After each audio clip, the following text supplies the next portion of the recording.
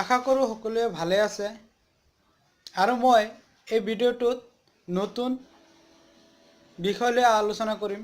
এই ভিডিঅ'টো আপুনি স্ক্ৰিপ্ট নকৰাকৈ চাই থাকক। এই ভিডিঅ'টোৰ পৰা আপুনি নিশ্চয় কিবা নহয় কিবা নতুন শিকিবলৈ পাব। তো বলক ভিডিঅ'টো আৰম্ভ কৰোঁ। আজিৰ ভিডিঅ'টোত আলোচনা কৰিম যে আমি কেনেকৈ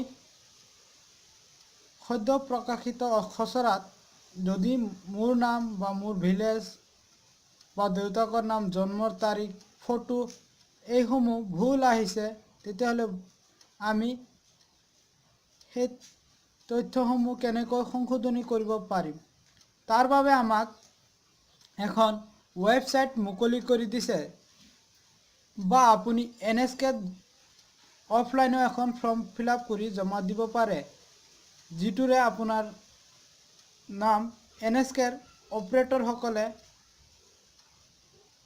কাৰেকশ্যনৰ ফৰ্মটো অনলাইন যোগে ফিল আপ কৰি দিব।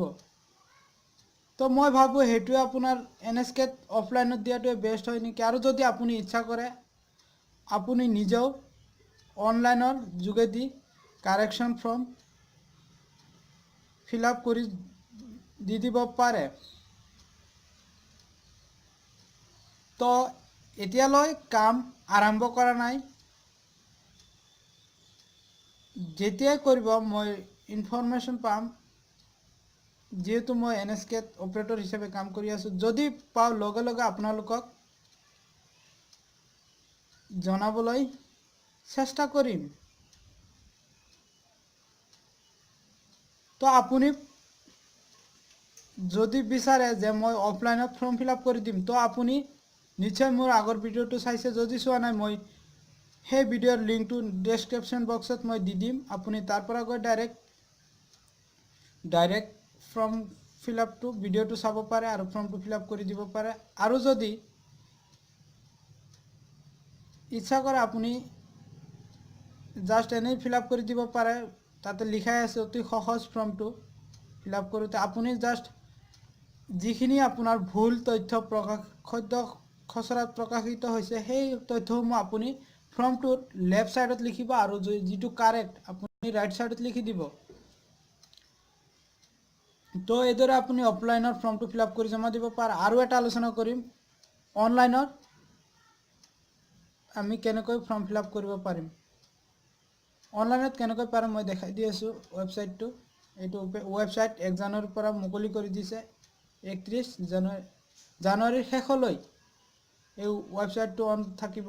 তো আমি যেতিয়া কাম কৰিবলৈ আৰম্ভ কৰিম, তেতিয়া আপোনালোকক এই ভিডিঅ'টোৰ জৰিয়তে আপোনালোকলৈ দেখাই দিম। ইউজ কৰা যিকোনো এটা ব্ৰাউজাৰ অন কৰি লওক।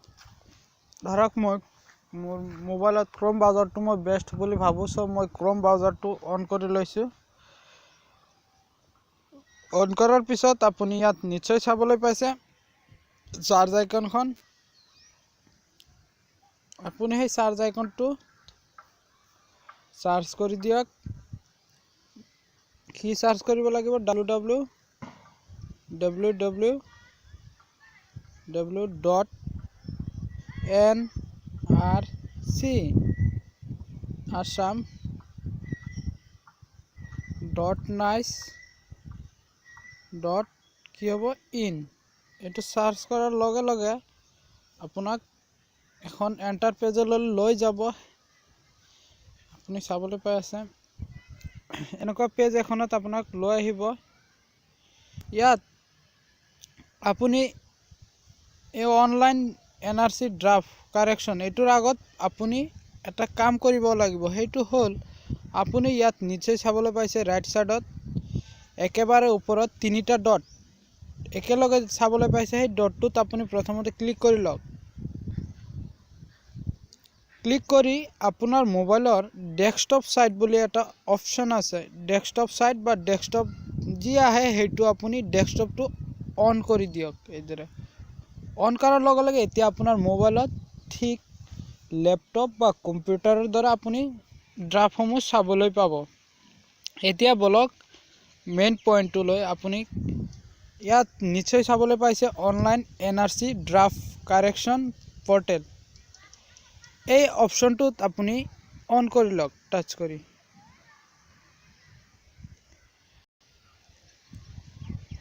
আৰু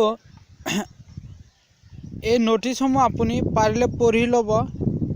মই এইখিনি পঢ়িবলৈ গ'লে বহু সময়ৰ প্ৰয়োজন হ'ব, চ' মই ডাইৰেক্ট একনলেজ, ইয়াত নিশ্চয় চাবলৈ পাইছে acknowledge that I have read the above comment. এইসমূহ পঢ়ি তাৰপিছত মই ডাইৰেক্ট পইণ্টত লৈ গুচি গৈছোঁ, একনলেজ ইয়াত টাচ কৰি দিলোঁ। আৰু যদি আপুনি আগতে ৰেজিষ্টাৰ কৰা আছে তেতিয়াহ'লে আপোনাৰ আৰু নালাগে। ধৰক আপুনি নতুন আপোনাৰ ARN আপোনাৰ মোবাইলটো ৰেজিষ্টাৰ কৰিব লাগে, তো ডাইৰেক্ট আপুনি ৰেজিষ্টাৰত টাচ কৰি দিয়ক। টাচ কৰাৰ লগে লগে আপোনাক এনেকুৱা এখন এণ্টাৰ পেজলৈ লৈ যাব, য'ত নেকি আপোনাৰ ARN নাম্বাৰ, অৰ্থাৎ আপুনি 2015 চনত NRCৰ দাখিলৰ বাবে যিখন প্ৰমাণ পত্ৰ দিছিলে NRC ৰিচিপ্ট নাম্বাৰ, সেইটো হ'ল ARN নাম্বাৰ। আপোনাক 21টা নাম্বাৰ একেলগে দিয়া থাকিব, সেই নাম্বাৰটো আপুনি টাইপ কৰি দিয়ক। মই মোৰ নাম্বাৰটো টাইপ কৰি দিছোঁ, মই ডাইৰেক্ট ভিউত টাইপ কৰি দিওঁ।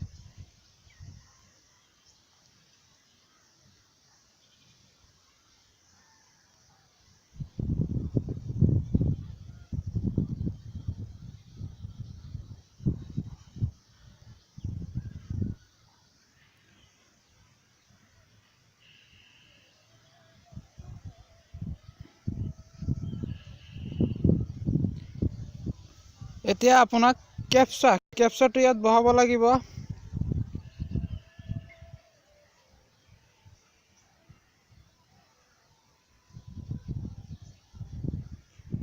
কেপচাটো কি আছিলে? QCZ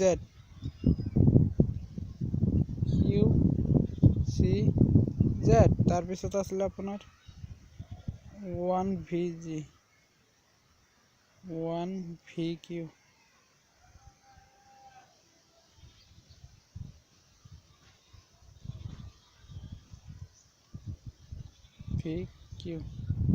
তো এইটোৱে আছিল কেপচা। আৰু আপুনি ইয়াত এখন আইকন কি বুলি পাব, ইয়াত নিশ্চয় চাবলৈ পাইছে ভেলিডেট, ইয়াত ক্লিক কৰি দিব।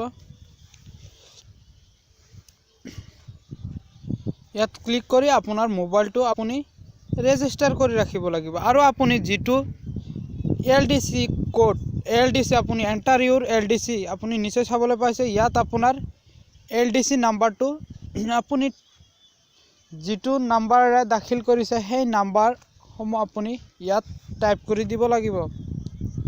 মই টাইপ কৰি দি আছোঁ।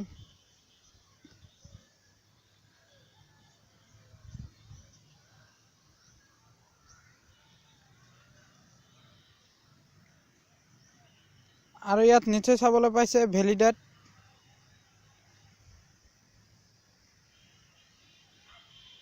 এগেইন আপুনি ভেলিডেটত ক্লিক কৰি দিব।